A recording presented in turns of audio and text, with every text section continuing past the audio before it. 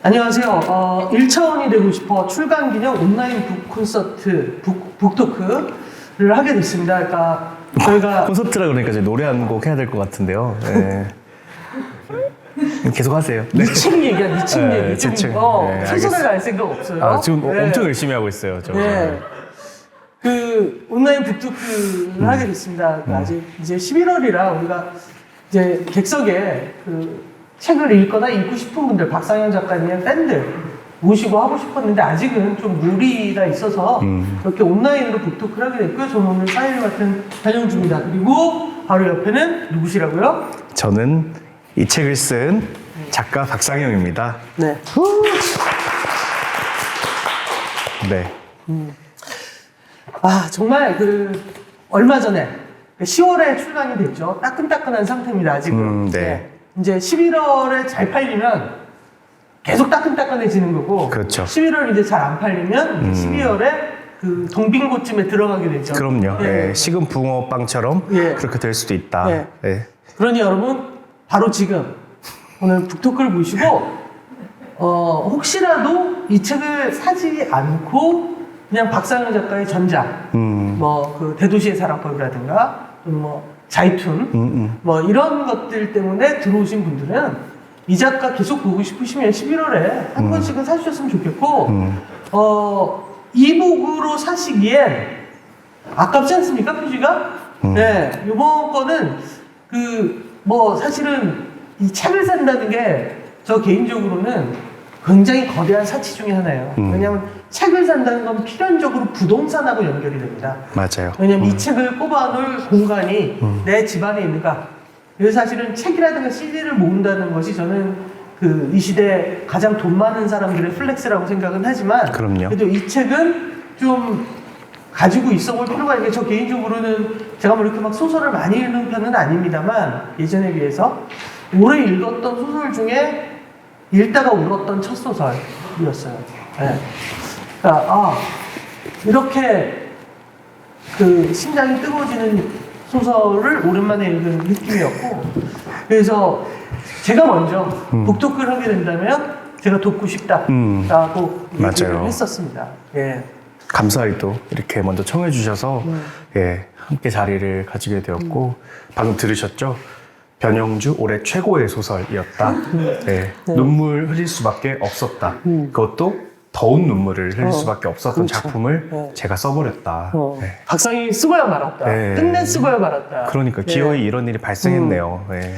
이제 작가님은 요즘 근황부터 한번 좀 말씀해 주세요. 많은 분들이 어. 궁금해하실 텐데. 혹여 지금 화면으로 티가 날 수도 있지만 제가 지금 눈에 실핏줄이 터졌어요. 네. 예, 제가 이유는 또 놀았나요? 또 놀지 않고 밤새서? 제가 또 이제 단계적 코로나 격화를 기념해서 네. 논 건 아니고 요즘 이제 안 그래도 홍보 활동과 여러 이제 집필 활동 등등을 하다 보니까 그리고 제가 또 요즘 제주도에서 살고 있어요. 네. 제주문화재단의 초청으로 거기서 이제 상주 작가가 돼서 살고 있는데 너무 재밌게 사느라 이제 왔다 갔다 계속 비행기 타고 버스 타고 상주 작가로 들어가서 사는 거면 재밌게 살면 안 되지 않냐? 그렇죠. 그런데 저는 재밌게 살고 있어요. 예, 알겠습니다. 네. 그래서 뭐 뱀도 잡고 진해도 잡고 술도 마시고 뭐 이렇게 꿀소라도 정말 먹고 둘러싸인다 보군요. 그렇죠. 그 자연숲 같은 곳에. 그냥 네. 자연 그 자체고 건축가님이 자연 친화적인 건물을 지어주셨어요. 그래서 이제 네.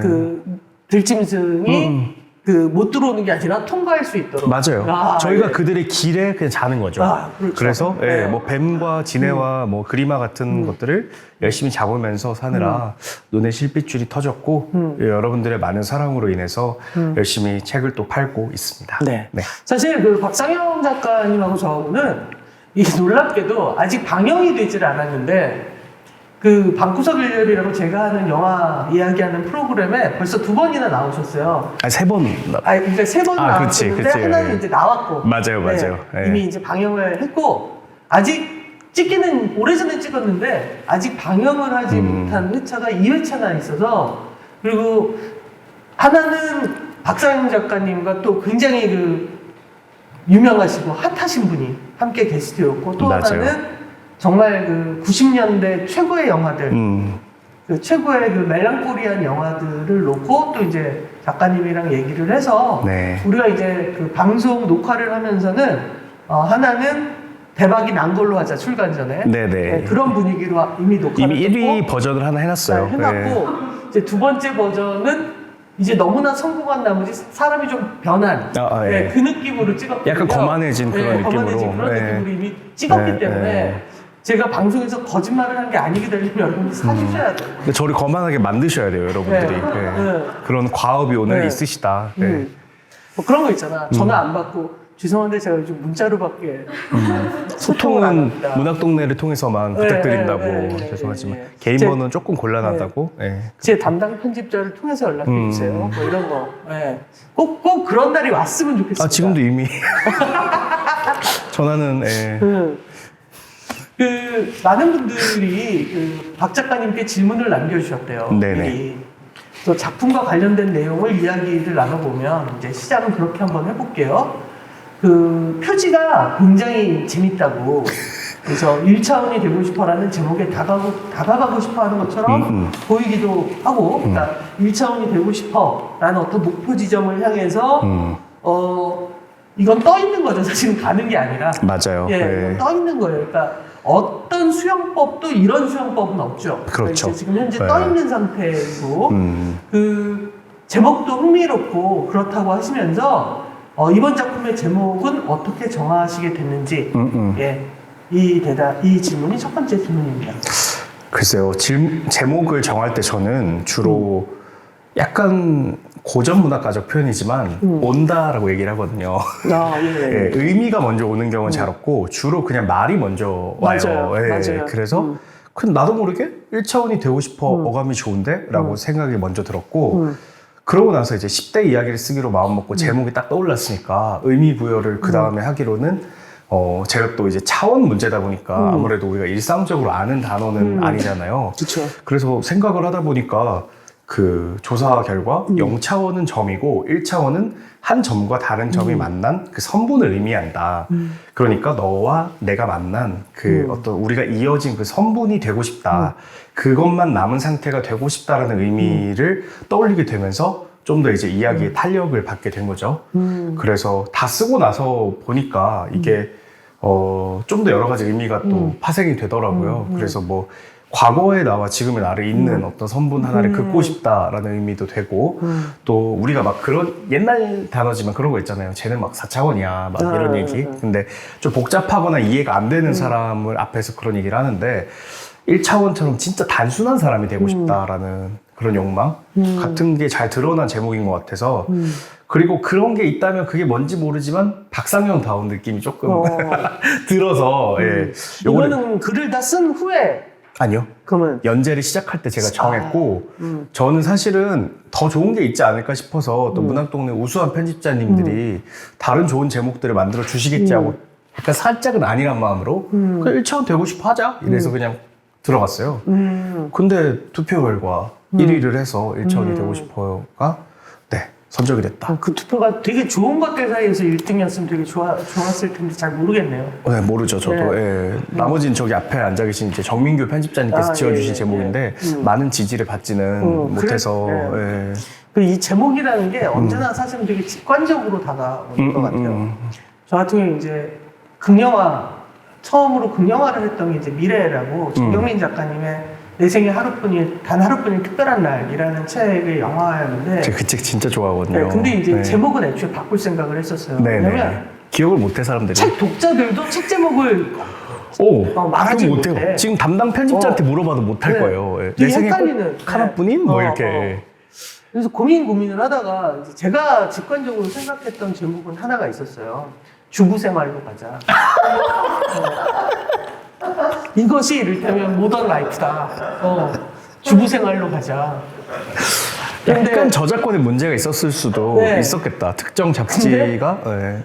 근데 다들 반대. 장르를 헷갈리게 된다. 사람들이 장르를 헷갈리게 되고 네. 안 된다고 그래가지고 그랬던 것 같고 두 번째 작품도 원래는 제목을 써놓고 쓴 시나리오였는데 그냥 발레교습소가 아니라 황금동 발레교습소였어요. 황금동 우리 동네에 있는 건데 네. 대구에 황금동 아니 있거든요. 근데 그거보다는 뭔가 금권 만능주의를 표상하는 건가요? 아니요.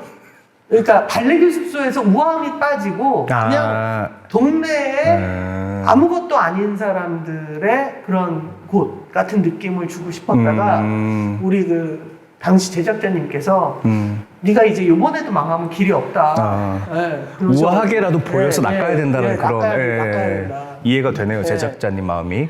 그러다가 정작 화차 때는 그냥 원제대로. 사실은 되게 고민했어요. 원제로 이렇게 가면 이상하다. 어렵잖아요. 그 제목 자체가. 그리고 사실은 이게 일본의 요괴 이야기에서 나온 제목이기 맞아요. 때문에 그것이 좀 뭐 화차라고 치면 그냥 뭐 꽃차 뭐 이런 차 종류들이 주로 나오기 때문에 그래서 되게 고민을 하다가 근데 그럼에도 불구하고 미야비 미유케 화차 옆에 이 영화가 같이 떠 있었으면 좋겠다는 생각이 계속 들더라고요. 이상한 또 강박이 생겨서 그때 뭐 그런 것처럼 언제나 이렇게 어떤 직관이나 어떤 바람이 제목을 만드는데 전 1차원이 되고 싶어를 딱 제목을 봤을 때는 모르다가 소설을 다 읽고 나서 이거 말고 다른 제목이 있을 수 있었을까라는 생각이 들더라고요. 네, 왜냐면 어떻게 보면 가장 단순한 상태에서의 어떤 사랑이잖아요. 그러니까 또는 그것은 욕망일 수도 있고 그런 것이 굉장히 그 직진하듯 가는 이야기라서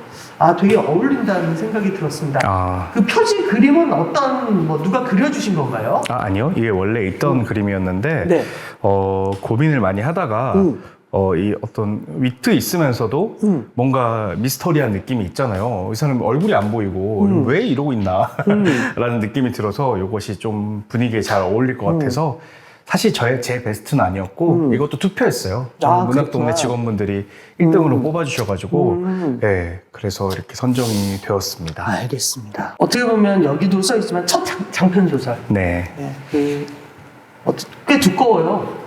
꽤 두껍습니다. 요즘은 이렇게 많이 두껍게 잘 안 내죠. 두껍게 잘 안 내죠. 왜냐면 이게 그 흉기가 될 위험이 있기 때문에 두껍게 잘 안 내는데 거기다가 의외로 글자 크기도 그렇게 크지 않아요. 맞아요. 빽빽하죠. 네, 빽빽해. 그래서 어떻게 보면 정말 꽤 묵직한 분량의 첫 장편을 완성하시느라고 애를 먹었다고 들었어요. 네네. 근데 어떻게 보면 이 소설은 되게 저는 스릴러인 줄 알았어요, 시작이. 범인 찾는 얘기구나. 박상영이 이거에 영상화 판권에 대한 욕심이 있겠구나. 이게 아무래도 스릴러면 드라마건 영화건 어떤 그 접근성이 남다르죠. 남다르니까. 남다르죠. 그랬다가 사실은 마지막까지 읽고 나서 이게 스릴러가 아니라 정말 질퍽질퍽한 연애 이야기구나. 그러니까 사실은 질퍽질퍽한 연애 이야기 치고는 너무 두꺼워. 그리고 질퍽질퍽한 연애 얘기 치고는 현재는 뭔가 아스라이 스릴러 같은 미스테리 같은 어떤 그 중년이라고 해야겠죠? 중년?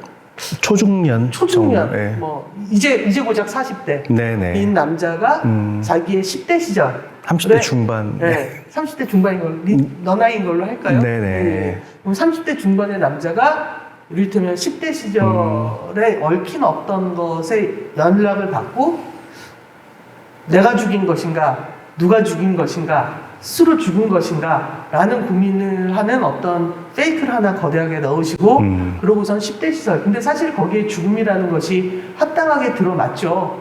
왜냐하면 이들의 사랑 자체가 사실은 사회로부터 스스로를 그 죽음이라는 선고를 내린 것 같은 상황에 사랑들을 하게 되고 저는 이제 이 복잡한 것처럼 보이는 초반부의 이야기가 사실은 되게 매력적으로 느껴져서 그 작품의 구조에 대해서 또는 형식에 대해서 얘기를 좀 하고 싶어요. 그러니까 현재와 과거를 오가는 거잖아요. 그래서 현재로 시작했다가 어느 순간 굉장히 나를 불안케 하는 연락을 받게 되고 그래서 그 과거를 떠올리면서 점점 과거로 가까이 가요. 지금의 내가.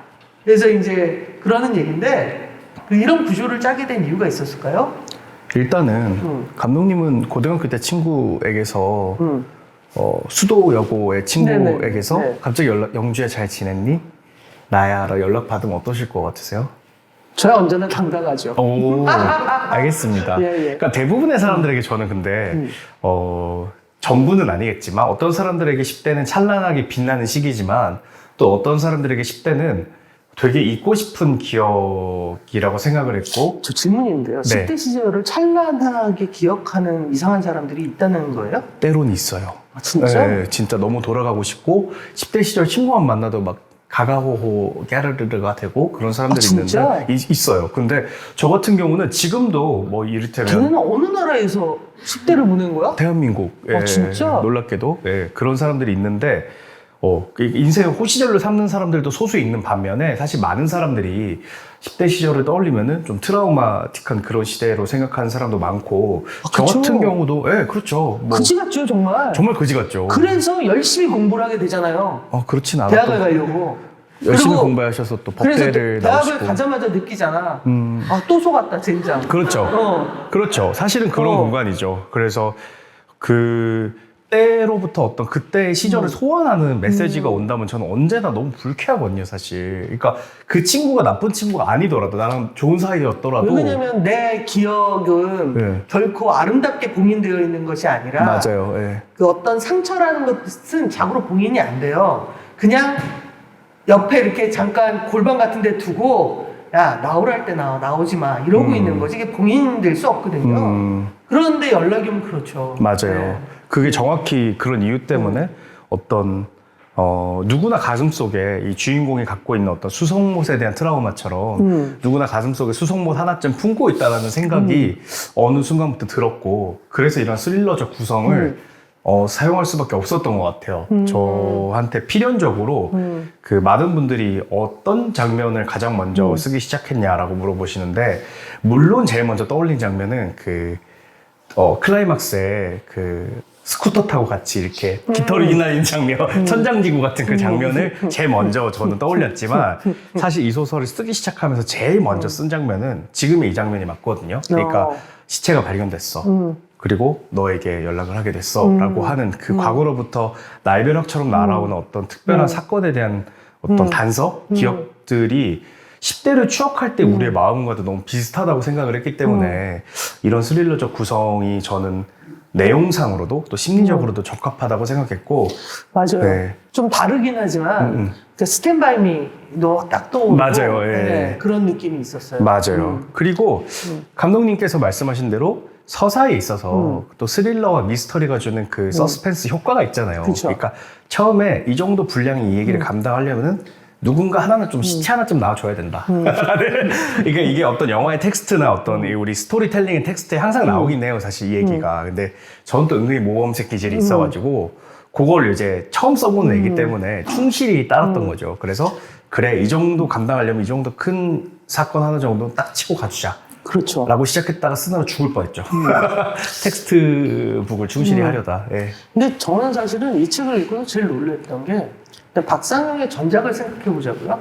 이를테면 대도시의 사랑법이라든가 자이툰 같은 경우에 뭐랄까 됐고요 아저씨들, 됐고요 아줌마들 뭐 이런 느낌이 있어요. 그러니까 뭐냐면 저 개인적으로는 그 밀레니얼 세대에 대해서 잘 구명을 못하다가 박상영의 이 단편들을 읽으면 이게 밀레니얼이구나, 이게 M이구나.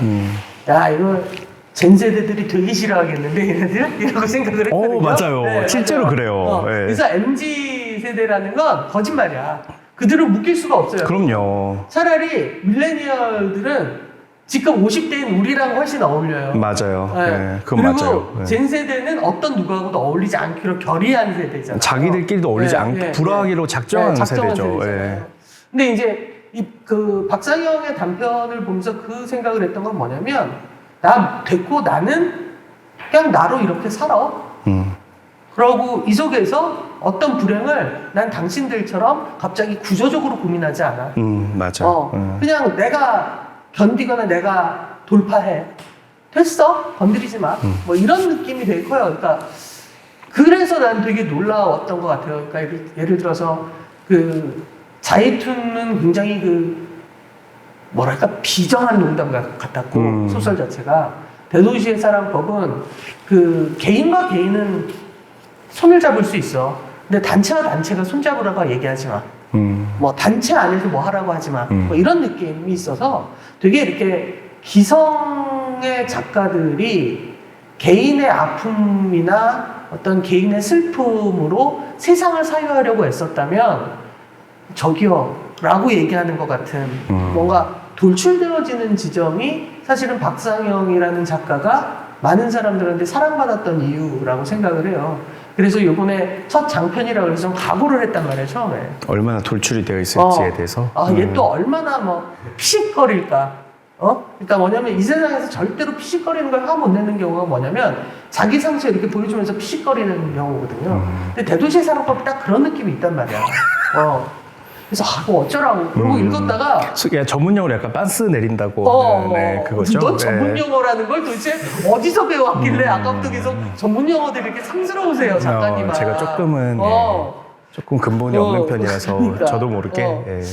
근데 이거는 갑자기 문학은 뭘까요? 뭐 이렇게 질문하는 되게 그 작가가 더 이상 이렇게 세대가 존재하지 않는 그러면서 그것이 이를테면 작가 스스로가 이를테면 마치 자기의 과거에 대한 어떤 편민들을 얘기하는 것 같아서가 아니라 무슨 얘기냐면 이 소설이 그래서 박상영의 개인의 자전적 소설이 아니요 그럴 것 같지 않아요. 그렇게 낭만적인 10대를 보냈을 리가 없어요 이 인간이 내 느낌은. 근데 적어도 박상영이 어떤 시대를 관통하며 보편적인 사람 지금 보편적인 어떤 누군가가 갖고 있는 특별한 어떤 기억들을 모아내는 그래서 좀 놀라있고 그래서 사실은 박상영 그러면 제가 솔직히 말씀드리면 대도시의 사랑법 때까지만 해도 이런 소설을 쓰는 사람이라고 할 것 같은데 이제 모르겠어요. 이젠 이 사람이 앞으로 어떤 걸 쓸지 모르겠고 뭘 쓰든 날 즐겁게 할 거라는 확신은 있고 네, 그게 너무 좋아서 난 이렇게 또 제가 그 추천사를 쓰지 않았습니까? 사실은 이거는 우리 편집자가 좀 다듬어 준 거예요. 왜냐면 딱 마지막 페이지 접자마자 바로 컴퓨터 앞에 앉아서 1분? 막 1분 동안 쓴 다음에 엄청 거치니까 좀 다듬으세요. 근데 내가 다듬긴 싫은 거야. 이 기분을. 나는 내 기분을 다듬기 싫으니 네가 내 물질을 다듬어줘. 라는 마음으로 툭 던졌거든요. 그러니까 그런 어떤 그 멜랑콜리한 매력이 전 너무 좋은 것 같아요. 그 약주를 한잔 하시고. 아니요, 전 집에서 술 안 먹잖아요. 술 안 드시고 쓰신 거예요? 네. 저는 하신 줄 알고. 아니요, 저는 저한테도 보내주셨잖아요, 네, 바로. 저는 집에서 술을 먹지 않습니다. 세상에. 맥주 한 잔도 집에서 먹지 않아요. 원칙이 있으신 분이시네요. 저에게 술은 야외 활동이에요. 네. 그래서 저는 아웃도어 액티비티. 그래서 코로나 시기에 정말 음주량이 확 줄었어요. 네. 그리고 사실 10시까지밖에 못하는 건 불만이 없어. 나 왜요? 원래 그렇게 오래 못 마셔. 진짜요? 나이 들면 그 주량이 줄진 않는데요. 체력이 줄어요. 체력은 줄죠. 저도 그래서, 너무 줄었어요. 취해서 집에 가는 게 아니라 졸려서 집에 가요. 맞아요. 자면서 가죠. 맞아요. 자, 이번에 이제 그런 슬픈 일들이 벌어집니다. 전 진짜 이 책 딱 읽고 나서 내가 별로 생각하고 싶지 않았던 정말 내 그 17살 막 이때 어떤 기억들이 확 나고 그때 언니가 계속 피아노를 사랑의 창가를 치던 때 전자올게 전자올게 오랜만에 들어본 단어네요. 그때가 많이 소환이 되셨다고. 라일락 꽃향기와 삼동 살았을 때 상도동에서 상도동에. 변영주 감독님을 울리셨던 그분을 지금 찾고 있습니다 저희가. 사랑의 창가 변영주 감독님 친언니분께서 사랑의 창가를 수도 없이 치게 만들었던. 우리 언니도 되게 착하지 않냐? 착해, 너무 착해. 지금껏 착해요. 우리 언니가. 지금 의사분이시죠. 그래서 인천에서 소아과를 하고 있는데 많은 어린이들을 구원해주고 계시는 그런 역할을 근데 또. 우리 언니가 이제 유일한 취미가 피아노라서 이제 그때 뭐 성당일도 돕는다고 전자올게를 집에 놓고 그때부터 밤마다 이타적인 분이셨네요. 굉장히 이타적인 사람이에요. 그래서 제가 친하진 않죠. 그럴 수 있어요. 근데 자, 여하튼 그랬는데 그 이제 우리가 좀 주변 이 소설의 인물들에 대해서 좀 얘기를 해볼 필요가 있는 것 같아요. 그 나가 있어요. 난 나의 이름이 헬인지 잘 몰랐다. 왜요? 거의 안 나오지 않아? 이름이 아니에요, 별명이에요. 그러니까 해리포터의 해리지 나는 이름이 안 나오잖아. 맞아요. 그래서 나라는 사람이 있는 거예요. 그러니까 이름은 뭐 없어요. 그냥 정민교라고 합시다. 편집자님이셔서 이름이 네. 생겼네요, 갑자기. 네. 예. 그리고 이제 별명이 누가 지어준 거냐면 그가 짝사랑하는 애가 지어준 거야, 윤도가. 그래서 해리포터예요. 너무 애틋하네요. 제가 들어보니까 너무 애틋하네요, 그죠? 그리고 해리인 나하고 거야. 윤도가 있고, 그다음에 이제 문희라는 애가 있고, 또 테리, 희영 뭐 이런 캐릭터들이 있어요. 이 중에서 사실은 그럽시다. 나하고 윤도를 제외하고 스스로 가장 매력적이다 쓰고 나서라고 생각했던. 제일 제가 왜냐면 나하고 윤도는 너무 주관적인 맞아요. 캐릭터이기 때문에 좀 네. 뺍시다. 사실 제가 제일 좋아하는 캐릭터고 솔직히 저랑 제일 비슷하다고 생각했던 캐릭터는 이건 진짜 비밀인데 다 보신 분들은 어떻게 생각하실지 모르지만 희영이에요. 아, 희영이. 예, 저의 어떤 에센스 같은 부분을 희영한테 조금 싫었던 것 같아요. 희영이. 저도 모르게. 예. 제가 싫어하는 저의 모습과 제가 좋아하는 저의 모습 같은 것들이 많이 실려 있거든요. 그 아이에게. 이게 뭐냐면 이 소설에는 주변, 그러니까 사실은 나하고 윤도 얘기예요. 태반은. 근데 그 중에 희영이나 뭐 이런 몇몇의 친구들이 있어. 그러니까 주변 분들이. 근데 이 주인공 캐릭터한테 이용당하기 위해서 만들어진 캐릭터가 아니에요. 맞아요. 예. 그게 되게 좋아. 보통은 이게 그런 캐릭터들이 한둘 있거든. 그러니까 주인공이나 아니면 이 상황이나 서사를 설명하기 위해서 만들어진 캐릭터들이 있어요. 근데 그렇지 않고 이럴 때면 각각이 자기의 시선으로 그날을 본 것이 단편소설 하나씩 나올 수 있는 상태의 아이들이 쭉 들어오는 게 있어서 예, 그게 너무 좋고 나는 문이나 테리도 너무 좋았어. 다 잘 만들었나 보다. 그러니까. 진짜 다 너무 입체적인가 야, 보다. 이게 벌써부터 첫 장편부터 이렇게 만들면 다 온 거 아닌가? 그럴 수도 있어. 이제 그만 써야 되나요?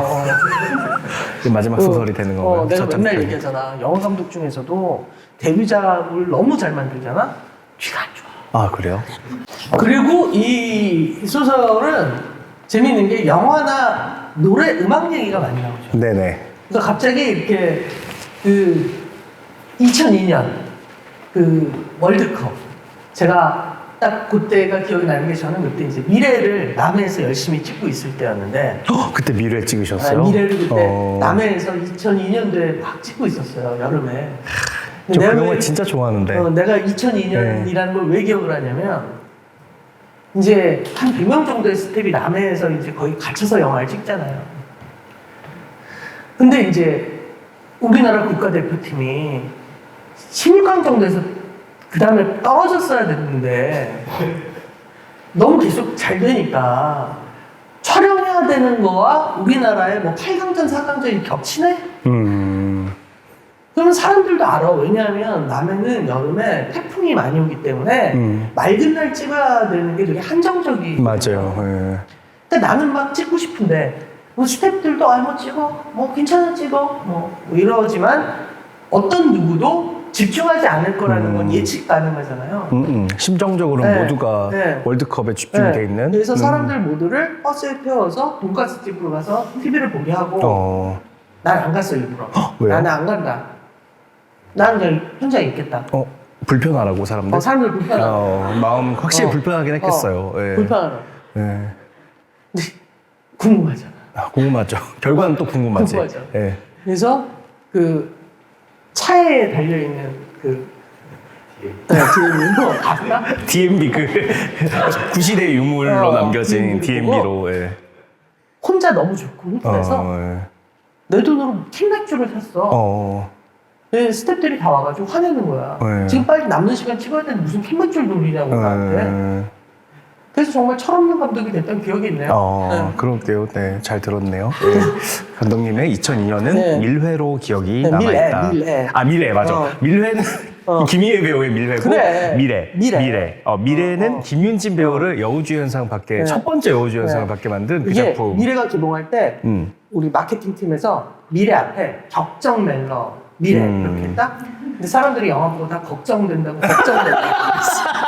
예, 근데 너무 재밌는 작품이고, 저 진짜 좋아하거든요, 그 작품. 여하튼 네. 그 2002년을 배경으로 네. 그래서 이제 그 시대에 이제 일단 음악도 음악이지만 맞아요. 이제 왕가이가 음흠. 난 10대들을 이렇게 매료시킨 줄은 몰랐네. 그때부터 이미 사실은 예, 어떤 여러 가지 기능을 했었는데 왕과이는 자신이 소위 예술에 관심이 있다고 믿는 10대들의 허세를 충족시켜주기 위한 그런 조건을 다 갖췄다. 그 스타일리시한 촬영 기법부터 시작해서 뭐 대사도 그 약간 잠언처럼 한 줄씩 이제 따다가 싸이월드에 적기가 좋잖아요. 그쵸. 예, 뭐 기억이 뭐 파인애플이 통절이라면 유통기한이 만년이었으면 좋겠다. 이런 대사 같은 것들은 그 시대의 그 감수성에 너무 적합한 대사거든요. 그쵸. 그렇기 때문에 여러분 요즘 그런 거 쓰면 안 돼요. 그런 요즘은 말. 난리 나. 요즘 안 10대들은 된다. 그런 네. 거 보면은 못 견뎌한다. 난리 나고 조롱의 대상이 되죠. 그쵸. 그런데 우리 때까지만 해도 그런 수작들이 먹혔어요. 먹혔어요. 네, 먹힐 때였어요. 그래서 왕과이가 어떤 이렇게 계속해서 암암리에 전달될 수 있었던 그런 시대였다. 그래서 근데 이제 해피투게더 같은 경우에 그 심지어 우리나라에서 개봉이 불가능했어요. 맞아요. 예. 그러니까 그때 정말 말도 안 되는 나라였던 거지. 그 나라 꼴이 예. 그래서 이게 검열 문제가 돼가지고 제한 상영가 맞아. 를 예. 받으면서 그러니까 이것도 되게 근데 지금 생각하면 낭만인 게 사람들이 전부 다 불법 다운로드 된 걸로 너 봤어? 봤어? 봤어. 뭐 이런 예. 그런 어떤 예. 판타지가 있었던 그리고 맞아요. 예. 사실은 아마 누군가에게 네가 생각하는 최고의 사랑 영화는 뭐야? 그러면 꽤 많은 사람들이 이 해피투게더를 얘기할 거예요. 왜냐면 정말 극도의 낭만성이잖아요. 맞아요. 극도의 네. 고독과 극도의 낭만성을 그 아르헨티나에서 벌어지는 일이니까 그것도 그러니까 되게 이과수 그런- 폭포에서. 이과수 예. 폭포에서 그리고 약간 분명히 미남자들이. 그래서 간 인간들이 있을 거야. 이과수. 그러니까요. 예. 가놓고 후회했겠지. 후회했겠지. 비행기로만 하루가 걸리는. 그러니까요. 거기 무조건 2번은 갈아타야 네. 되는데. 예. 참 안타깝네요. 근데 그래, 여유가 있으니까 하셨겠죠, 또. 예. 나 궁금한 거. 네. 여기에 나오는 그 음악 그 클럽이 있잖아요. 이름이 뭐였더라? 클럽? 아니, 그러니까 음악 틀어주는 그 대구에 얘가 문희가 데리고 간 그 집 이름이 뭐였지? 음악? 캔모어. 캔모어는 그냥 카페. 카페인데 여하튼 음악을 되게 많이 틀어주던데 아니야? 음악은 별로 아닌가? 중요하지 않은데요? 아, 내가 지금 헷갈렸나? 그 엄마 아빠가 갔던 데 르네상스 음악실. 아니 근데 캔모어라는 네. 곳은 실제로 대구에 있는 곳이에요? 대구뿐만 아니라 전국을 제패했던 곳이에요. 캔모어가? 감독님 모르시는 거예요. 나 그때 몰라. 10대들한테 캔모아는 체인점이야? 체인점이에요. 그러니까 카페 체인점? 스타벅스가 있기 이전에 캔모아가 있었어요. 아, 진짜? 나 몰랐어. 그러니까 캔모아가 전국을 제패하고 있던 카페 그러니까 내 체인이었고. 머릿속에서는 그게 없으니까 네. 술도 팔고 음악도 빵빵하고 세상에. 그런 감독님은 그때 이미 성인이셨기 때문에 한참 성인이셨기 때문에 모르셨던 거죠. 그게 그러니까 그래서 딱 어떤 느낌이었으면 나한테는 퇴폐 있는 저기 아니 뭔가 이거는. 캐페라기보다는 90년대 말 2000년대 초에 라이브 연대 앞에 있던 락 음악 막 틀어주던 그런 아니 그거 아니에요. 그런 데인 줄 알았어. 아니. 그건 연대 앞에 있던 데고 예. 그러니까 이미지가 근데 그게 아니구나. 전혀 아니고 막 배경이랑 온갖 데 막 꽃이랑 아 진짜? 예, 막 엄청난 막 그 색깔이 총천연색의 그 꽃과 정원처럼 돼 있고 막 인조 막 그 꽃들이 막 달려 있고 좌석이 다 그대로 되어 있고. 아 진짜? 예, 그래서 약간 공주풍의 그런 카페였다. 캔모아가? 캔모아가. 나는 소설을 읽으면서 캔모아가 네. 딱 그냥 그렇게 받아들여졌던 거지 영상적으로. 이래서 이제 자기 주관적인 기억에 맞춰서 소설을 캔모아를 알아요? 모르는 니들은 사람 다 알아요? 다 알죠. 서울에도 있었어? 다 있었어요. 감독님 진짜? 서울을 논할 때가 아니에요 지금. 읍면리 다 있었어요 캔모아는. 아 진짜? 없으면 찾아갔던 때예요. 캔모아를 안 가봤다? 그럼 10대로서의 어떤 자질이 꼭 부족했던 그런 때예요. 뭘 팔아 거기? 거기서 눈꽃빙수. 아 진짜? 눈꽃빙수가 그 메인 메뉴. 파르페 눈꽃빙수 토스트. 예. 아 진짜? 진짜로. 예. 저 오늘 약간 감독님께 재교육의 장이 지금 되고 있는데요. 그게 공식 재교육 받아야 되는 건가? 그럼요. 감독님 요즘 알았어, 감독님의 알았어. 관객들은 그걸 너무나도 온몸으로 느꼈던 세대예요. 캔모아. 캔모아 아셔야 돼요. 예. 그러면 캔모아도 그 영어 그냥 그대로 캔모아예요? 캔모어. 예. 어? 캔모어. 예. 그걸 그거요. 다 한다고? 너희들은요? 아니, 지금 보세요. 다 여기 지금 나 앉아 지금 좀 계신 놀랬어. 100%라고 보시면 돼요. 저희 세대 100%, 80년대, 90년대생 100% 안다. 네. 그렇구나. 네. 그러니까 거의 어떤 프랜차이즈 문화의 시초를 알린 민들레 영토도 아시죠? 민들레 영토는 압니다. 네, 민들레 영토 그 다음 시대를 어떤 꽉 채우고 있던 그런 카페 문화를 선도했던? 캔버라는 곳을 전 모르고 있었네요. 네. 오늘 제가 감독님께 너무 슬퍼요. 그럴 내 수 있어요. 마음속에 판타지가 있었단 말이야, 캔버는. 캔버는- 내 마음대로 가장 키치적인 어떤 내가 상상할 수 있는 모든 그 20세기 말 21세기 중에 키치적인 어떤 느낌들로 가득 찬 어떤 공간을 내가 소설을 읽으면서 만들어 놓은 게 있는데 방금 전에 철거됐네? 네. 그곳은 철거됐고 그러면 그 문희가 갔던 그 레즈비언 카페가 있잖아요. 네. 그 카페 A라는 곳이 있는데 예, 그곳은 어떤 실제 있는 곳이에요? 아니요, 그건 제가 만든 만든 거죠. 곳이에요? 거기를 그렇게 대입하시면 될 것 같아요. 네. 그럼 되겠다. 그곳은 이제 상상에 다 맡겨놨으니까 감독님이 편하실 대로 이렇게 막 예쁜 공간으로 인테리어 해주시고 그러면 좋지 않을까? 좋은 음악도 나오고. 근데 거기는 어른들의 공간이잖아요. 10대도 가니까 근데. 근데 여하튼 중심은 어른들의 공간이니까. 그렇죠. 소주 팔고 뭐 다 파는 데니까. 자, 그러네요. 네, 캔모아에 대해서 얘기를 나눠봤고요. 1차원이 되고 싶어를 읽으면서 1차원이 되고 싶어 라는 책을 이제 쓰시면서 가장 쓰기 어려웠거나 이건 넘기면 내가 이제 나머지 쓸 수 있다라고 생각했던 어떤 부분이 있을까요? 이걸 넘기면 쓸 수 있다라고 생각했던 부분은 끝까지 나오지 않았고요. 네. 제일 쓰기 어려웠던 부분은 애들이 서로를 미워하고 이제 서로에게 폭력을 가하는 부분. 제가 초반에 한 800명 정도 이제 책으로 치면 한 200페이지 정도 얘들의 정을 들여놨잖아요. 공들여서 막 캐릭터를 만들고 세팅을 해놓고 서로 잘 지내게 만들어놨는데 이렇게 우정을 그려놨는데 그 뒤에부터 이제 사랑과 우정을 파괴시켜야 되는 부분부터는 심적으로 너무 힘든 거예요. 그렇죠. 예, 그게 거기다 그런 게 있잖아요. 네. 남자애들 사이에서 폭력적인 건 실제로 육체적으로 애들이 되게 힘이 약해 보이는 애들도 기본적으로 힘이 있잖아요. 그러니까 왜 우리가 그 해피투게더라는 영화를 보면 그 두 명이 싸울 때 이게 남녀면은 인거보다 훨씬 더 육체적인 싸움을 하는 맞아요. 예. 말 그대로 피지컬한 피지컬한 어떤 싸움을 하는 게 느껴지니까 그런 게 확 되게 더 강력하게 오는 것처럼 맞아요. 예. 그 시퀀스도 사실은 누구나 팔이 부러져도 놀랄 일이 없는 보통 그 또래 남자애들이 평상시에 싸워도 그 정도 일은 있으니까 맞아요. 예. 그 항상 교실 현장에서도 애들끼리 막 싸우고 그래서 누군가는 항상 깁스를 하고 있었어요. 제가 맞아. 기억하기로는 남학교 다니면서는 뭐 1년 사시사철 그런 일들이 계속 벌어지고 근데 그거를 아무렇지 않게 지나왔다고 생각했는데 사실은 내심 제가 그런 것들을 되게 괴로워했던 거죠. 그래서 뭐 그 쌍방향으로 가해지는 폭력은 그나마 대응이라도 되는 건 괜찮은데 일방형으로 가해질 때가 있잖아요. 한 지점에 모일 때도 있고 근데 그런 거를 그리는 게 너무 괴로웠고 싫었고 그치. 그래서 좀 카메라를 돌리는 방향으로 제가 많이 그렸잖아요. 근데 그런 방식으로밖에는 표현할 수 없겠더라고요. 거기에 이제 이제까지 그 어떤 살랑살랑했던 마음, 존재, 감정, 시간들이 늘 끊임없이 모욕해야만 하는 거잖아요. 맞아요. 그걸 무너뜨려야 되니까. 예. 그러니까 그런 것들이 되게 이렇게 선뜻하고 마음 아프게 오고 맞아. 그런 거 되게 쓰기 어려웠을 것 같아요. 예. 그렇지 않으세요? 또 네? 감독님도 쓰실 때 사랑 얘기 같은 거 쓰고 났을 때 이별하게 만들고 이러면서 좀 그런 거 없으셨어요? 있죠. 있는데 네. 이제 기본적으로 저는 즐거우셨어요? 내일이 아닌 건 너무 즐거워요. 그렇잖아. 깨부시다 보니까. 예. 그래서 저는 사실 내가 반영되는 캐릭터들이 영화에 있잖아요. 네네네. 근데 그 캐릭터들을 언제나 한 칸 띄어놔요. 예를 들면 그 화차 같은 경우에 그 성균 씨가 했던 문호라는 캐릭터는 나하고 완전히 다른 성격인데 오히려 말투나 어떤 행동을 내 걸 줘요. 오. 네. 그래서 어떤 일이 있어도 내가 반영되는 느낌이 안 들게. 그러다 보면 조금 이렇게 저는 제가 쓴 거에서부터 언제나 거리감을 갖지 않으면 촬영할 때 망한다고 강박을 좀 갖고 있는 편이라 이제 그런 편인데 저는 사실은 이번 작품을 읽으면서 또 놀란 게 아까 캔머 얘기도 나왔습니다만 네네. 디테일이라는 거야. 그러니까 이를테면 그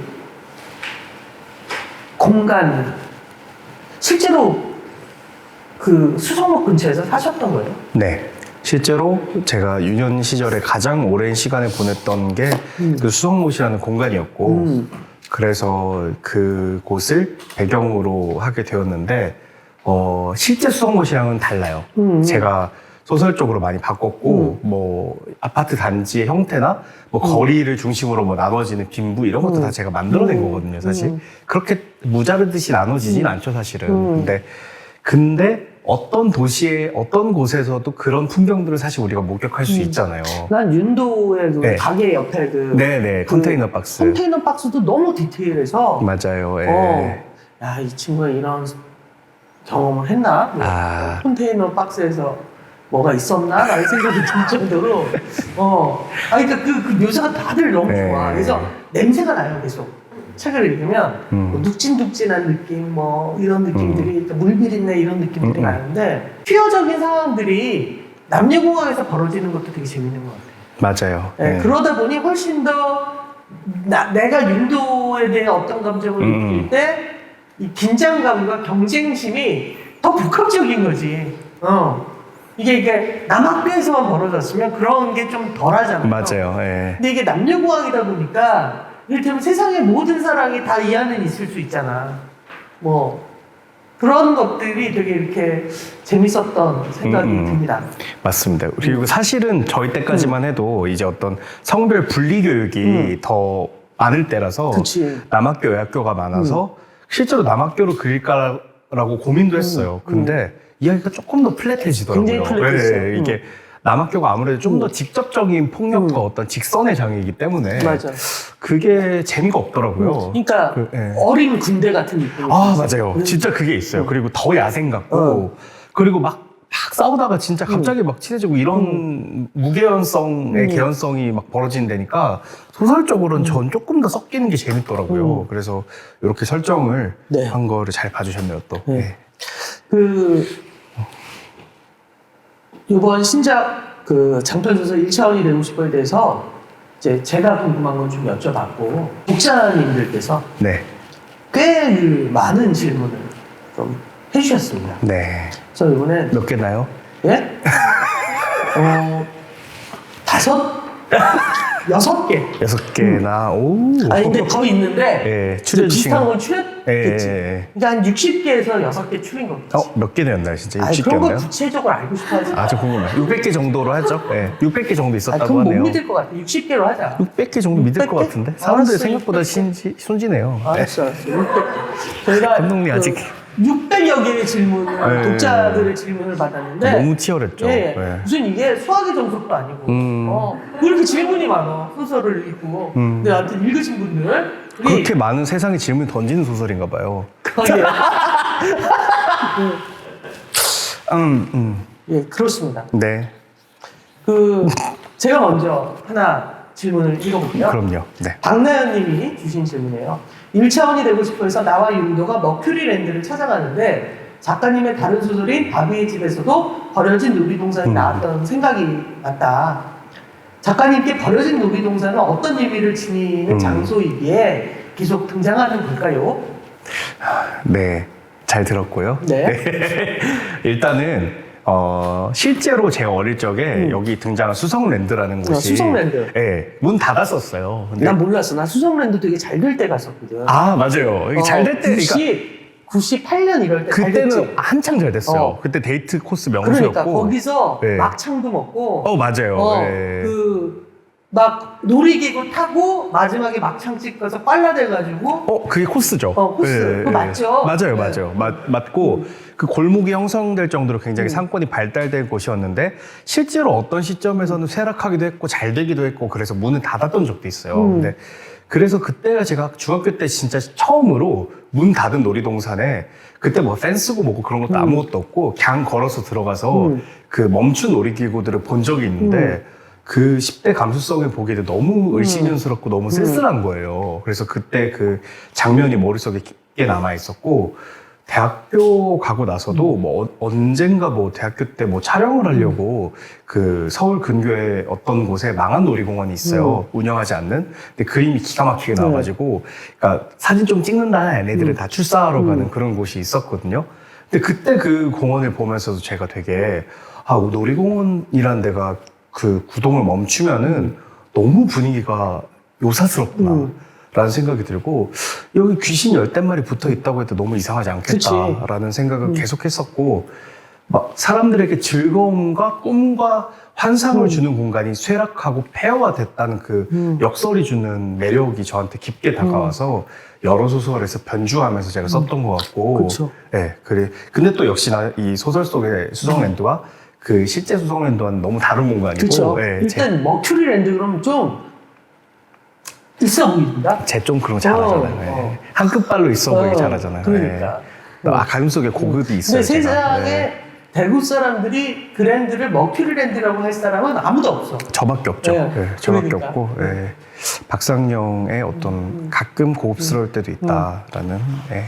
근데 맞아요. 그러니까 버려진 놀이공원은 딱 두 가지 길이 있는 것 같아요. 쓸쓸하고 어떤 무언가를 희생하며 아파하거나 범죄가 일어나거나. 아, 그렇죠. 네, 그렇죠. 그래서 왜 마더에서도 그래. 버려진 놀이공원에서 네. 아정이 네. 실종되고 막 맞아요. 그러잖아요. 그 이빨 까고 막 그런 게 나오는데 왜냐면 그 장면도 막혀 있는 공간이니까. 아, 제가 너무 네. 좋아해요. 너무 좋아. 죄송해요. 갑자기 네. 봉준호 감독 영화 얘기를 해서. 아니 괜찮아요. 네, 제가 저도 너무 좋아해요. 네, 발레 교습소도 너무 좋아하고. 아니요. 네. 전 봉준호 감독님 너무 좋아하고 이왕 이렇게 되고 한국에서는 영화 안 하셨으면 좋겠어요. 아니, 세계 감독이 되셨으니까 그러니까. 이제 가시면 아니, 되죠. 그러니까 안 왔으면 네. 좋겠어. 네. 그러면 그럼 법이 하나 있었으면 좋겠어. 봉준호 입국 세계적으로 헐리우드 데뷔를 하면 못 오는 거야. 뭐 일종의 뭐 무역도 그런 거 있지 않아? FTA 그런 비슷한 조항으로. 것처럼, 예. 조항처럼 한 번 간 사람 못 와야 돼. 괜찮다. 네, 나쁘지 괜찮은 않죠? 건가요? 또 다음 질문입니다. 나이언님이 보내신 질문이에요. 그 첫 장편이니만큼 소설을 쓰시면서 인물들을 만들어내는데 정말 많은 에너지를 쏟으셨을 것 같다. 그래서인지 독자들의 후기를 보다 보면 이거는 책만 읽는 게 아니라 독자들의 후기도 읽는 뭐 하는 분이실까요? 찐팬, 그러니까요. 찐팬. 난가 이거? 네. 소설 속 최애 캐릭터가 모두 다르더라. 그만큼 인물들이 입체적이었습니다. 1차원이 되고 싶어 해서 작가님의 최애 캐릭터를 뽑아본다면 누구일까요? 추신, 작가님, 진짜 제가 너무 좋아해요. 작품이 좋은 만큼 작가님도 좋아요. 항상 응원할게요. 감사합니다, 라이언님. 네. 아까도 말씀드렸다시피 사실은 제 감정 상태에 따라서 최애가 바뀌거든요. 다 좋은데 오늘은 희영이다.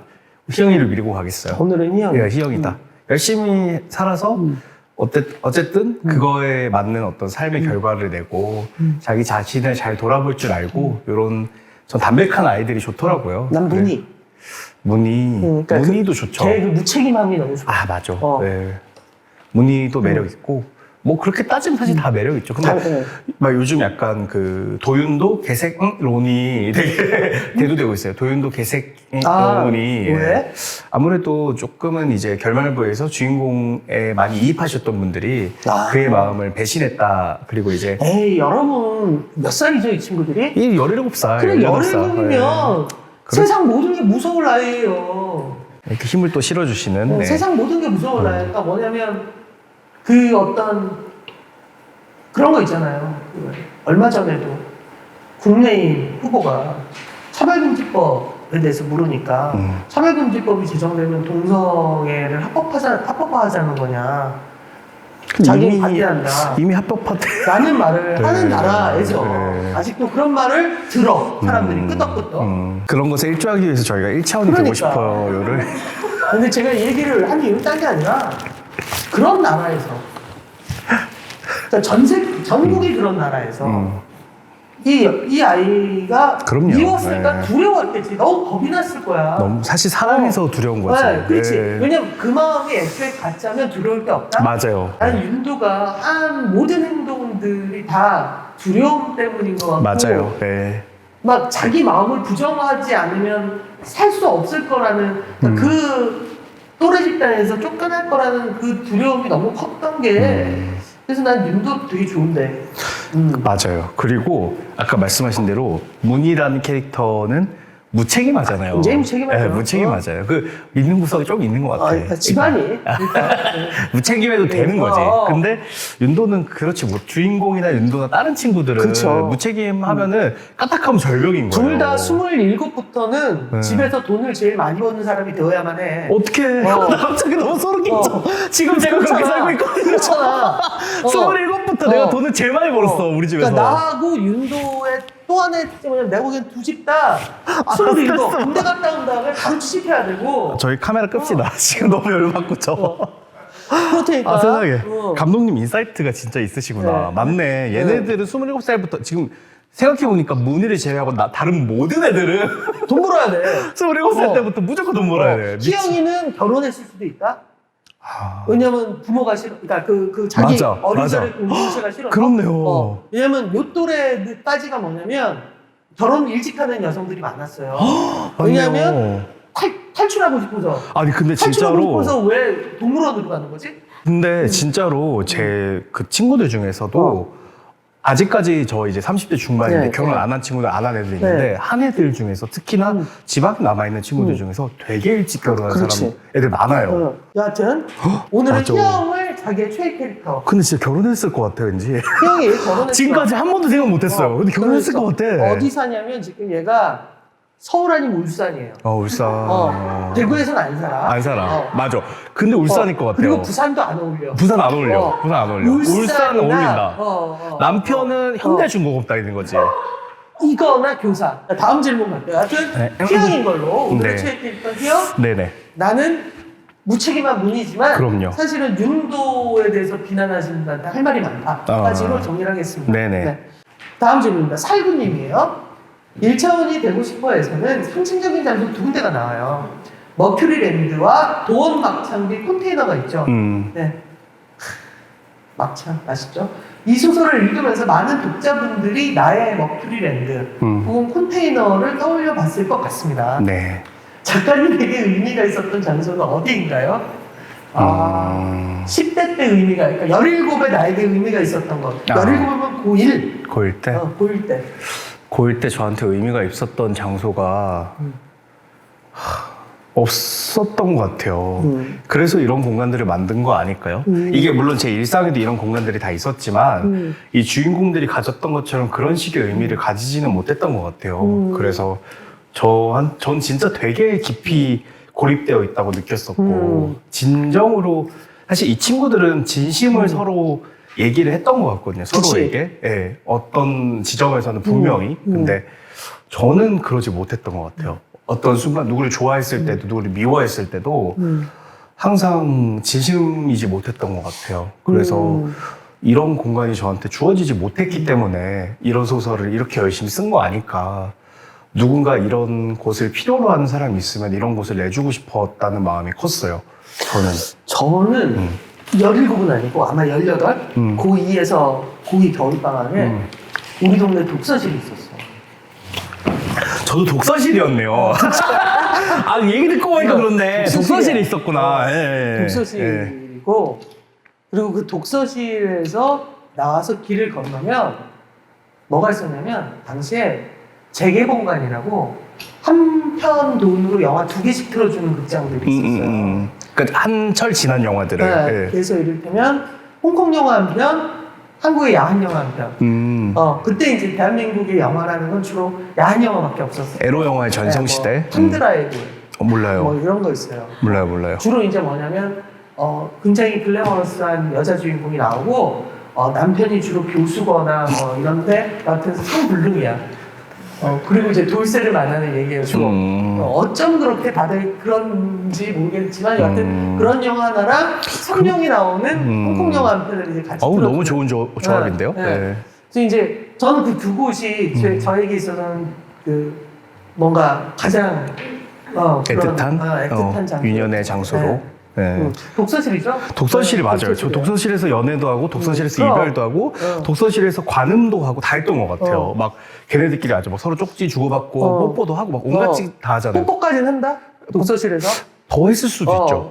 그러니까. 네, 그것까지는. 네. 나 아직 기억나는 게 독서실에 집에서 밥을 배달해주는 아이가 하나 있었어요. 그러니까 공부하는 애 엄마인지 언니인지가 집에서 밥을 배달해 주는 거야. 이만한 양은 쟁반에 뭐야? 찌개 그릇이랑 해가지고 그래서 걔가 식사를 할 때가 되면 정말 독서실에 있을 수가 없는 거야. 냄새 나서? 냄새가 나서. 그 독서실에서 취식 금지 아니에요? 아니 몰라 여기 다 돼. 아, 야 뽀뽀도 되는데 못 들게 못 여기 써. 약간 무법천지의 독서실이었군요. 그러니까 아, 세상에. 자꾸만 나와서 극장을 가게 되는 거야. 응. 세상에. 그 무슨 공간일까요? 공부. 아니, 그리고 나는 왜 동생 밥을 이렇게 그래서- 쟁반에 왜 해? 그래서 거기 독서실에 있던 애들이 언제 독서실을 떠난 줄 알아? 공부할 때? 정말 공부해야겠다고 결심했을 때 독서실을 놀랍게도 그냥 많은 독서실들이 그렇죠. 저도 진짜 공부할 때 독서실 떠났습니다. 예. 독서실은 공부하는 데잖아. 근데 다들 이제 고3이야 공부해야 돼. 그럼 독서실을 떠나. 독서실은 사실은 사교의 장이다. 사교의 장이다. 그러니까 대한민국 10대들에게 있어서. 그렇죠. 그래서 저희 아빠가 저 독서실 간다 그랬을 때 되게 싫어했어요. 독서실 왜 가냐고 막 그러면서 예, 집에 책상 있는데 왜 가냐고. 예. 아무튼 그랬죠. 그랬습니다. 감독님과 비슷한 경험을 하셨겠죠. 그렇죠. 그래서 예. 당신 아버지가? 예, 그렇겠죠. 예. 그러니까 그런 격렬한 반대를. 예. 그랬을 수 있겠네요. 네. 다음 질문입니다. 박지혜님이 보내신 질문이에요. 문희라는 캐릭터가 개인적으로 마음에 들었습니다. 문희라는 이름을 어떻게 생각하고 만드셨나요? 그리고 이 소설의 주인공인 해리의 본명을 끝내 밝히지 않으신 이유가 있을까요? 네. 네. 그 제목이랑 똑같이 이문희가 제가 제일 먼저 지었던 그리고 한 번도 바뀌지 않았던 유일한 캐릭터 이름이에요. 네, 그래서 그냥 저에게 찾아왔던 그리고 제가 되게 좋아하는 성격을 가진 대책 없는 그런 아이이고요. 해리라고 불리우는 주인공의 이름값이 없는 것은 이전까지의 제 소설들이 많은 경우 제가 원하든 원치 않고 뭐 예술가 자 혹은 작가 자신으로 많이 읽혔던 것 같아요. 근데 그러면서 저는 한 번도 전 사실 저 자신이라고 생각하고 쓴 적은 없거든요. 나가? 네. 달라요. 박상영이 내가 아는 박상영이 어른이 돼서 사람이 많이 변하고 옛날에 직장 생활할 때 인간이 바뀐 게 아니라면 내가 아는 박상영과는 좀 감성이 달라요. 맞아요. 맞아요. 그 제 소설 속 나는 저거랑 언제나 다른 사람이었는데 그래서 그 과정을 통해서 제가 화자와 작가 그리고 독자와의 거리감에 대해서 항상 생각을 많이 했는데 이번엔 그래서 물론 캐릭터는 존재하지만 그 누구를 대입해도 상관없는 그런 캐릭터로 만들고 형식적으로도 그래서 이름이 없이 아예 없애버리자. 그래서 각자 다른 별명으로 부르는 사람이 돼 누군가의 아들이자 누군가에게는 해리이자 또 누군가에게는 야이자 반장이자 그런 사람으로만 존재하는 사람이게 만들자. 그래서 독자들 중 누구도 자기의 이름을 끼워 넣어도 되고 자기가 아는 누군가의 이름을 끼워 넣어도 상관없게 그렇게 만들고 싶었어요. 그리고 말씀하신 대로 그 어떤 보편의 이야기도 될 수 있게끔 이 소설을 읽히기를 바랐기 때문에 그런 형식을 취했던 것 같아요. 이 소설의 나는 나를 딱 한마디로 얘기하면 저는 그런 느낌이거든요. 그러니까 얘 아니면 안 돼요. 그러니까 이를테면 뭐 여자면 돼요, 남자면 돼요, 뭐 이를테면 잘생기면 돼요, 뭐 공부 잘하면 돼요, 뭐 이런. 그러니까 우리가 넌 어떤 사람 좋아해? 라고 하면 뭐 이를테면 뭐 잘생겼거나 뭐 어떻거나 말투가 이런 사람이거나 이런 식이잖아요. 근데 나는 딱 하나인 거예요. 윤도.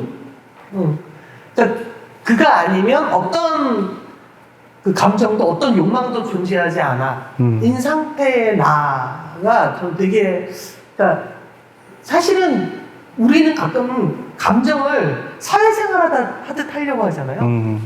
그러니까 감정이라는 건 정말 그 절대적인 너여야 되거든.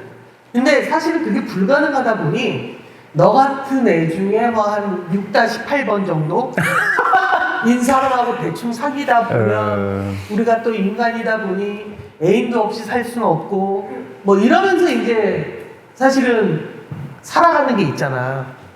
근데 그게 아닌, 되게 너 아니면 나에겐 감정이 없어. 인 상태의 나라는 게 나는 너무 좋았던 것 같아요. 네. 근데 우리도 한 번쯤은 그런 시대를 거쳐오잖아요. 그러니까. 네, 언젠가. 근데 물론 그것을 계속 지속하면은 인생 말아먹기 딱 좋죠. 그치, 쟤 아니면 죽을 줄 알았는데 되게 잘 산다? 네, 되게 잘 살죠. 그런 애들일수록 더 잘 살죠. 그렇죠. 네. 제가 그런 애였어요. 저도요. 저는 잘 살고 있어요. 네. 제가 그 근데 세 지금- 번째 사랑까지 실패할 때까지 네. 그 사랑이 실패하면 2달 안에 나는 거품이 돼서 사라지는 줄 알았어. 저도 전 지금도 그래요. 그래서 그래. 못 하잖아요. 네. 네. 55세. 네. 잘 살고 있습니다요. 네. 예. 거품은 되지 않는 걸로. 부분 안 네. 된다는 네. 거. 예. 나 이거는 그 안델센 뭐 이런 사람들이 잘못 생각한 거라는 거. 그러니까 예. 그 사람들이 뭐 사랑을 뭘 알아. 그러니까. 진짜. 자, 도윤도라는 이름이 너무 찰떡인데요. 음. 이분은 가을이라라는 님이 가을이라 질문하신 건가 봐요. 도윤도라는 이름이 너무 찰떡인데요. 등장인물들의 이름은 어디서 영감을 얻으시나요? 또 이것도 약간 대답하기 애매한 게 그냥 진짜 갑자기 생각나는 거거든요. 그래 여러 개를 생각해요. 그래서 뭐 이름을 한 5개, 6개쯤 맞아, 적어놓고, 맞아. 예, 쑥 적어놓고 쓰다 보면은 제일 적합한 이름이 골라지거나 맞아. 물어도 보고 이제 편집자님께도 여쭤보고 얘 이 이름이랑 이 이름 중에서 뭐가 더 좋으세요? 이렇게 물어보기도 하고 제 말도 해보고 똑같지 않으세요? 예. 저는 거기에 이제 좀 섞어요. 내가 살면서 기분 나빴던 사람은 나쁜 역할 이름을 슬쩍 껴넣어요. 성은 바꿔서. 누가 있을까요? 말할 수 없죠. 감독님의 영화를 또 네. 주시하시다 보면은 네. 감독님 인생의 원수들을 판별할 수 있다. 그렇습니다. 네. 네. 그 진실의 문이라는 분. 이름이 너무 비장해가지고. 손을 넣으셔야 될 것 같아요. 예, 손목이 댕광하고 잘릴 것 같은데요. 안녕하세요, 박상영 작가님. 이번 책 무척 재밌게 읽었습니다. 감사합니다. 저는 감독님께 질문을 드리고 싶습니다. 손모가지 괜찮겠네요. 네. 이번 책 어떻게 읽으셨어요? 5자로 대답해 주실 수 있나요? 1차원적으로다가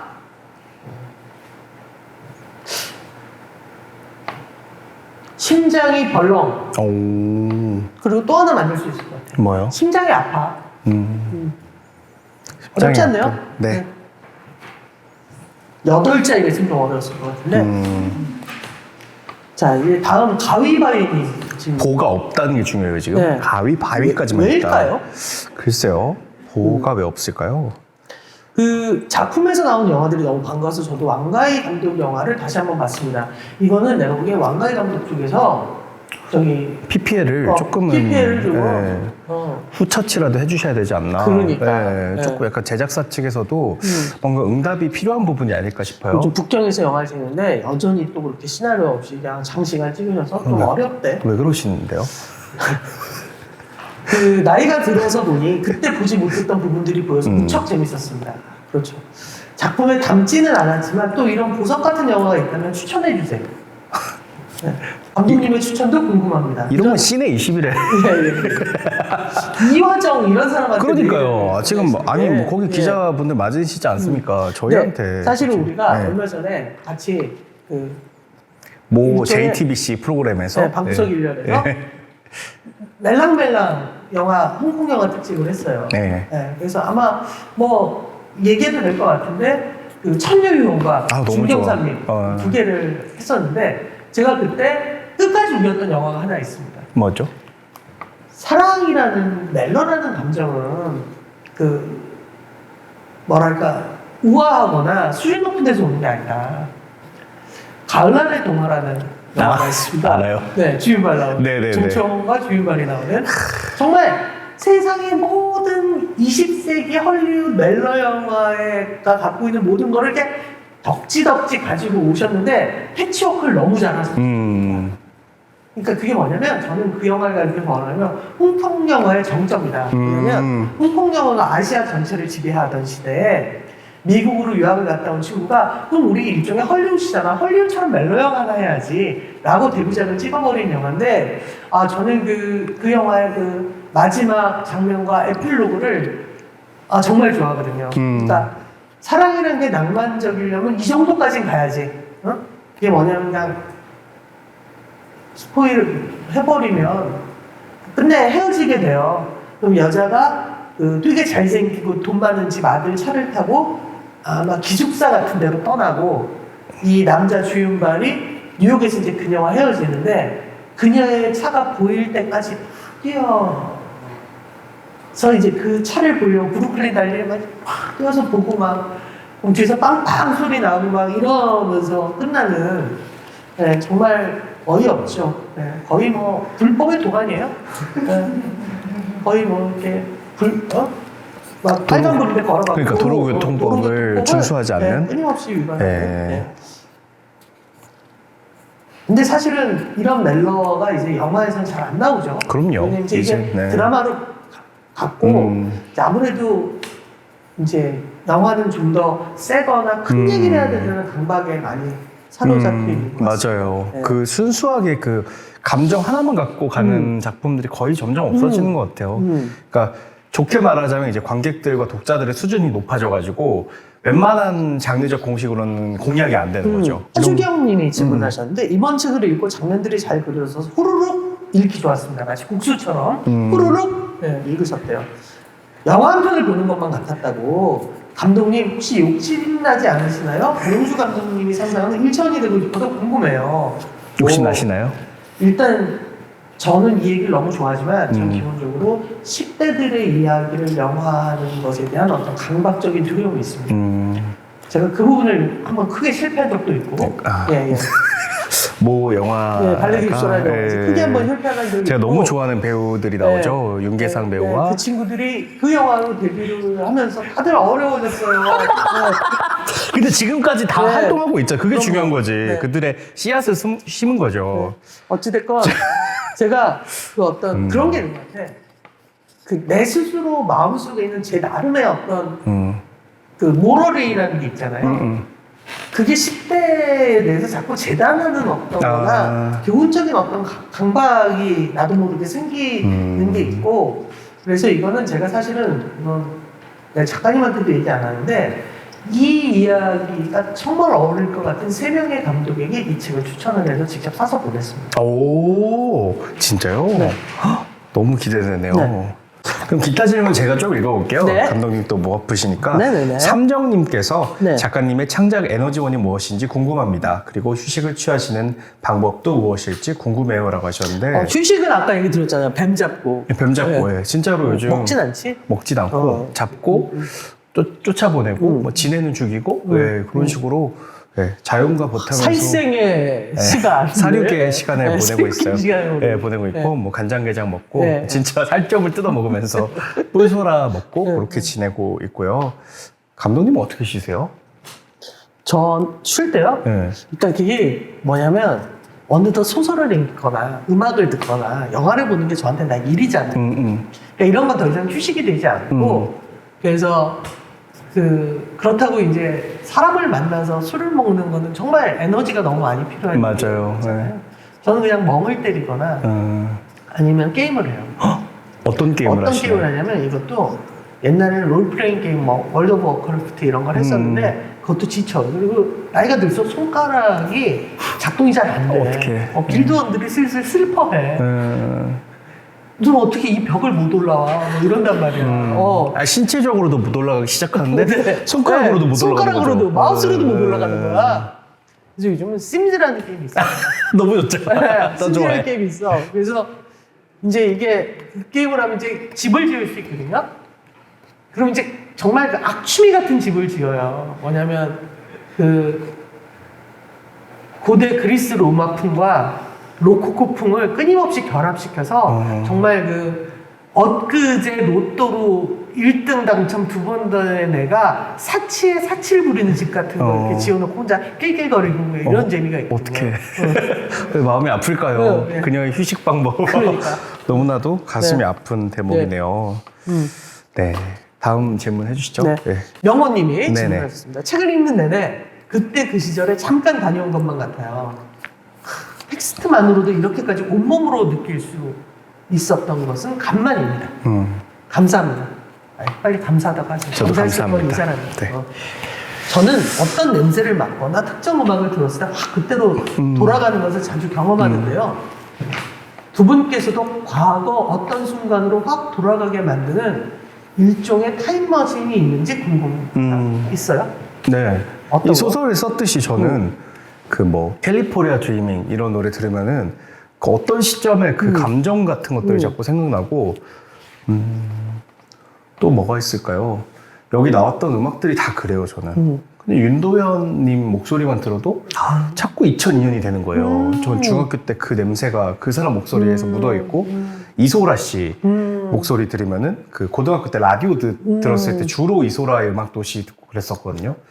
그래서 저한테는 어떤 그런 소리들이 되게 기억이랑 밀접하게 연관돼 있고, 물비린내 이런 것도 맞아.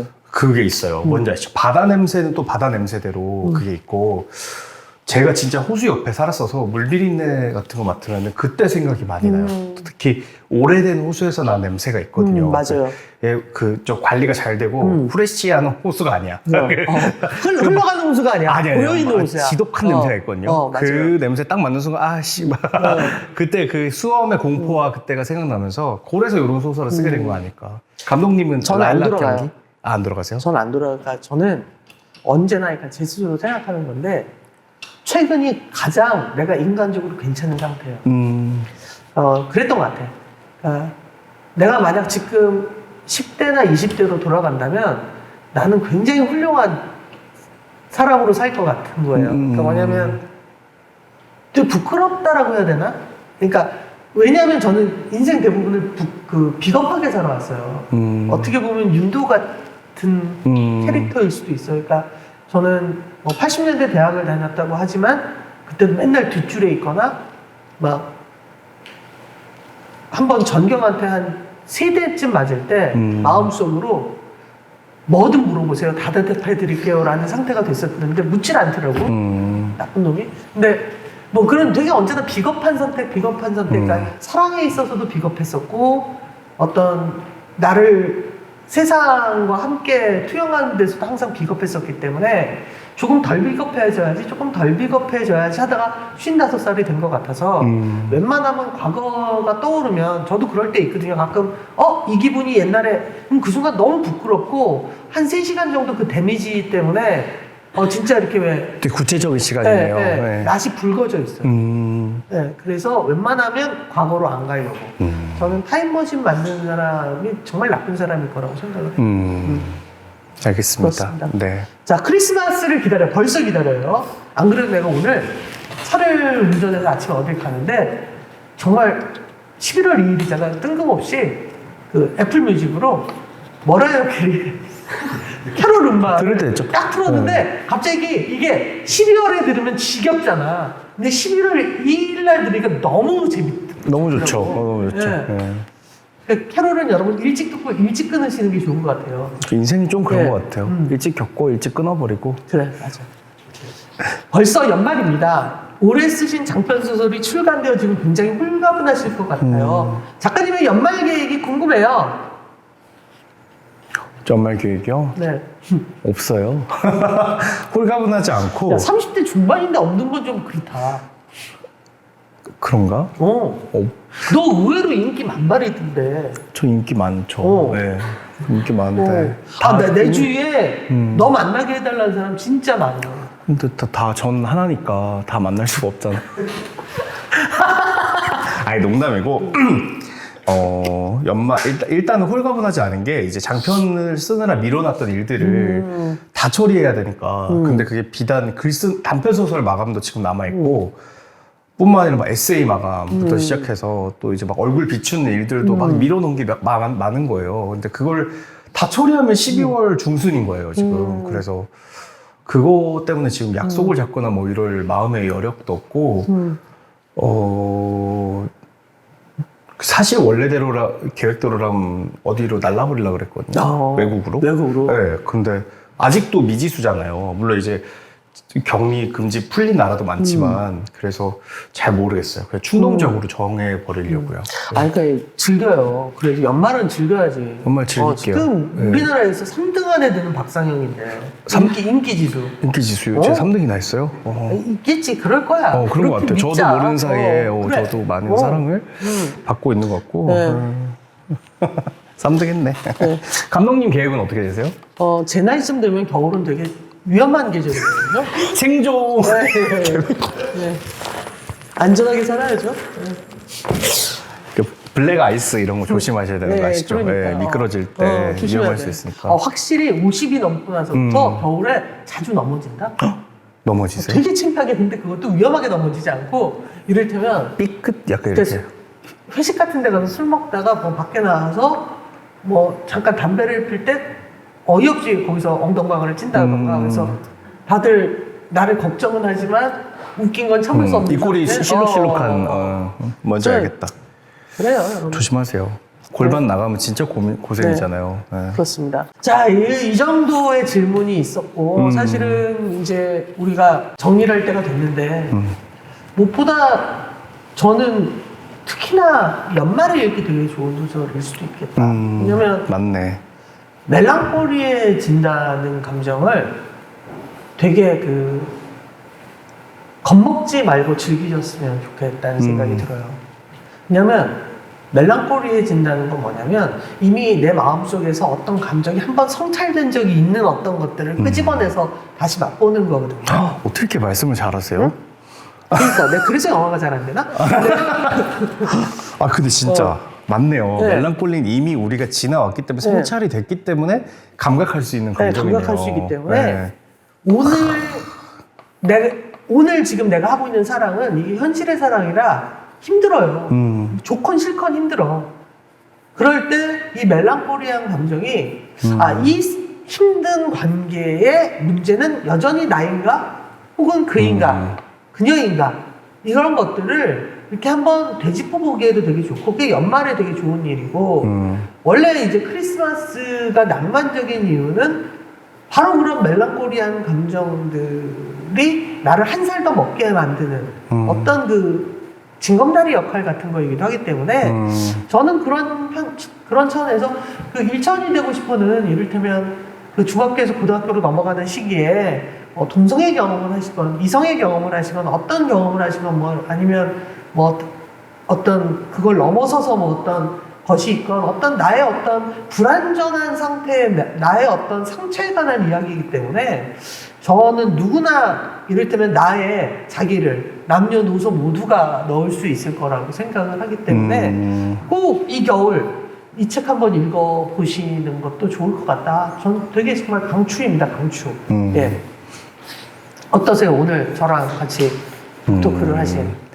일단은 제가 지금까지 했던 모든 북토크 중에서 제가 말을 제일 적게 해도 되는 자리였어요. 그래서 내가 말이 많았구나 오늘도. 너무 좋았어요. 그래서 저는 사실은 그리고 이렇게 다채롭고 정합한 언어를 통해서 제 소설을 진심으로 극찬해주는 사회자분 정말 오랜만에 만나서 다 이제 어떤 많은 이런 막 행사를 진행하다 보면은 어떤 분들 관성적으로 하시는 분들 계시잖아요. 근데 감독님 같은 경우는 진심이 너무 담겨 있는데 말도 너무 들어본 적이 없는 새로운 방식의 비평에 가까운 어떤 그런 해석을 해주셔서 너무 재밌었고 듣는 재미가 있었던 행사였어요. 네. 감사합니다. 네, 그래서 더불어서 여러분들도 혹시 안 읽어보셨다면은 저였으면 샀을 것 같아요. 근데 또 그치. 여러분들 선택은 여러분들 몫이니까. 날이면 날마다 오는 것도 아니고. 그러니까요. 이게 제가 못 쓰면은 제가 이제 여러분들 안 사주면 돈 없으면 못 쓰는 거거든요. 그치요? 이제 그럼 저도 이제 또 광대하러 가야 돼요. 또 어디서 막 이렇게